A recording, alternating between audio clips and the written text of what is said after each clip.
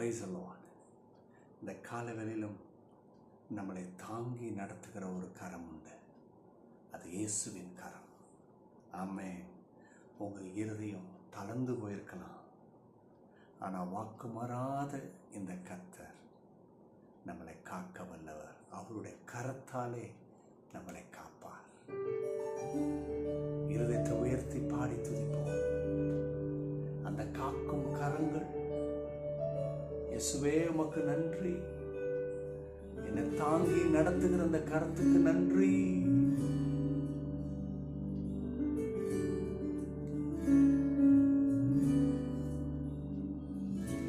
தாங்கும் கரங்கள் உண்டு, உந்தன் இதயம் தளர்ந்ததோ, வாக்கு மாறாதேசு உன்னை காக்க வல்லவரே.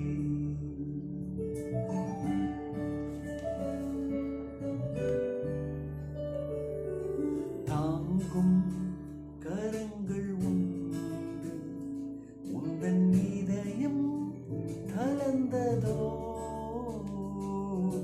வாக்கு மாறாதேசு என்னை காக்க வல்லவரே.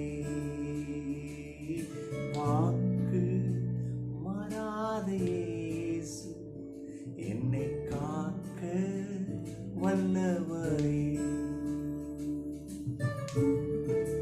பாரம் பெரிதாக இருக்கலாம், மன ஆறுதல் இல்லாமல் இருக்கலாம், ஆனா கர்த்தர் நமக்கு ஒத்தாசை செய்வார்.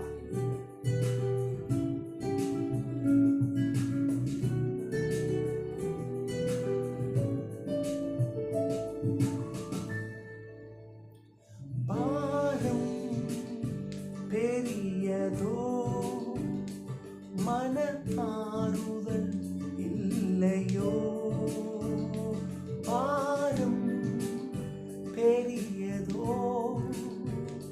மன ஆறுதல் இல்லையோ,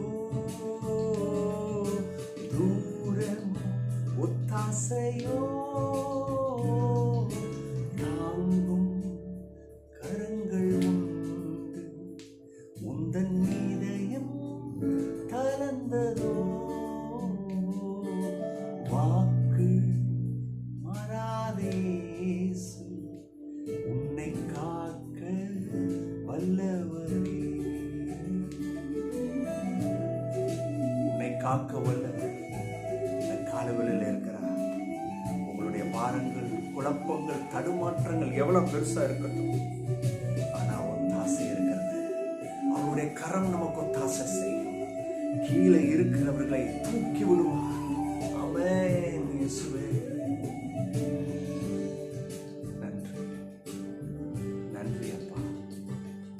இன்னைக்கு ஒரு பிள்ளைகளாகி எங்களை தைரியப்படுத்துறதுக்கு நன்றி. ஒரு வார்த்தையினாலே எங்களை ஸ்திரப்படுத்துறதுக்கு நன்றி. ஆராதித்துக் கொண்டிருக்கும் பொழுது கலவரங்கள், சோர்வுகள் நீங்கி கொண்டிருப்பதற்கு நன்றி. வியாதிகள் இருந்து சுகம் பிள்ளைகள் எடுப்பதற்கு நன்றி. ஓ நன்றி. தாங்கும் கரங்கள் உண்டு. இன்னைக்கு ஐயோ எனக்கு இந்த பிசினஸ்ல எனக்கு நன்மை உண்டாகுமான்னு காத்துட்டு இருக்கிறாங்க. கண்டிப்பா கர்த்தர் உங்க தொழில் ஆசீர்வதிப்பார். அது மாத்திரமில்லை, உங்களுடைய வேலை ஸ்தலத்துல உங்களை கைவிட மாட்டார். அந்த கரம் நம்மளை தாங்கும், அந்த கரம் நம்மளை கனப்படுத்தும். அது இயேசுவின் கரம். இன்னைக்கு கண்டிப்பாக கர்த்தர் உங்களுக்கு செய்வார். உங்களுடைய பாரங்களிலிருந்து விடுதலை உண்டாகும். ஆமென், ஆமென். நன்றி கர்த்தா, நன்றி கர்த்தா. பாரங்களிலிருந்து எங்களை மீட்டெடுத்ததுக்கு நன்றி, ஸ்தோத்திரிக்கிறோம். ஆமென்.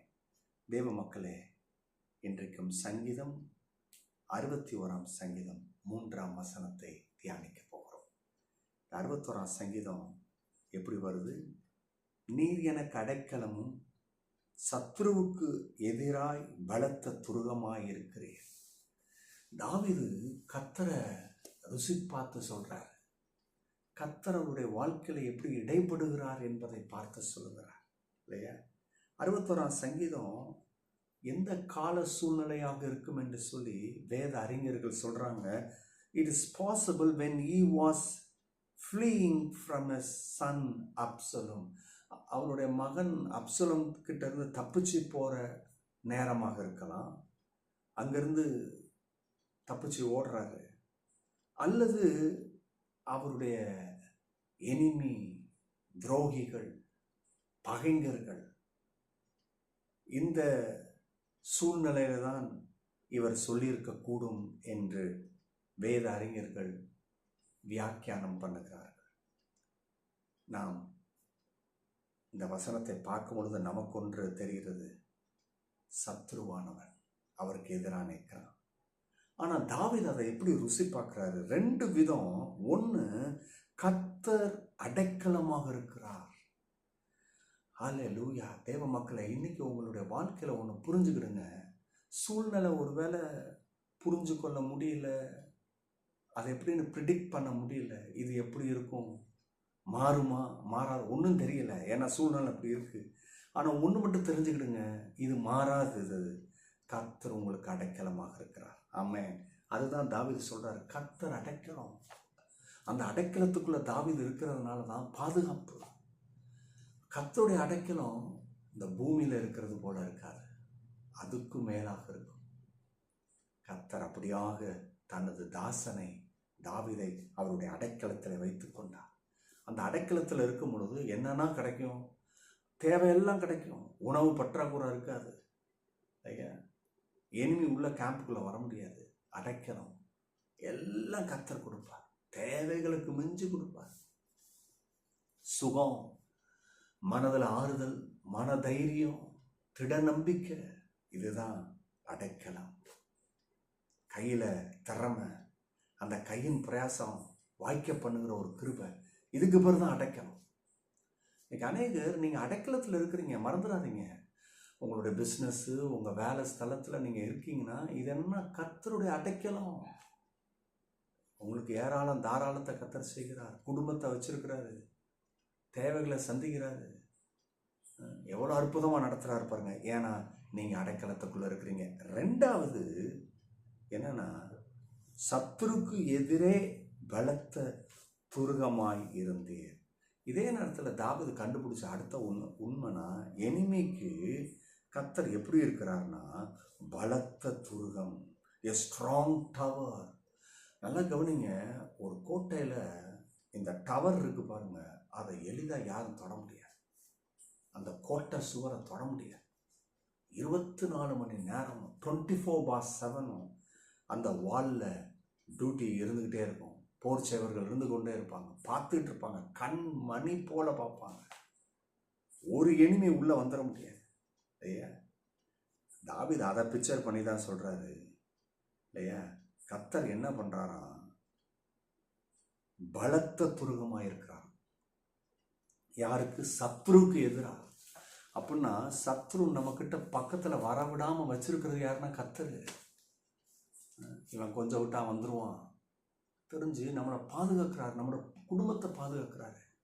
நம்ம வீட்டுக்குள்ள இருக்கிறோம், அவர் ரத்தத்தின் கோட்டைக்குள்ள இருக்கிறோம், வெளியில போறோம், எவ்வளோ ஆபத்து விபத்து, போயிட்டு சுகத்தோடு கூட வரோம் பாருங்க. ஏன்னா அவர் சத்துருக்கு எதிராக நிற்கிறாரு, பலத்த துருகமா இருக்கிறாரு.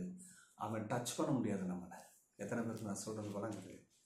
இந்த ஆசீர்வாதம் இன்றைக்கு கர்த்தர் உங்களுக்கு தருகிறார். நீங்க ருசி பார்ப்பீங்க. கர்த்தரை நம்புங்க. தாவீதை போல பாடி துதிங்க. நீங்கள் ஆசீர்வதிக்கப்பட்டவர்கள். God bless you. Bye bye.